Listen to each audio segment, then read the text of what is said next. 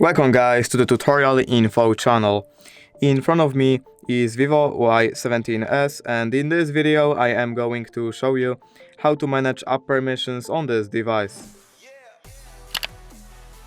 Alright, so to do this, firstly we have to open our settings and then we have to find privacy option. Now we have to open permission manager, and here we can choose, for example, notifications. And now here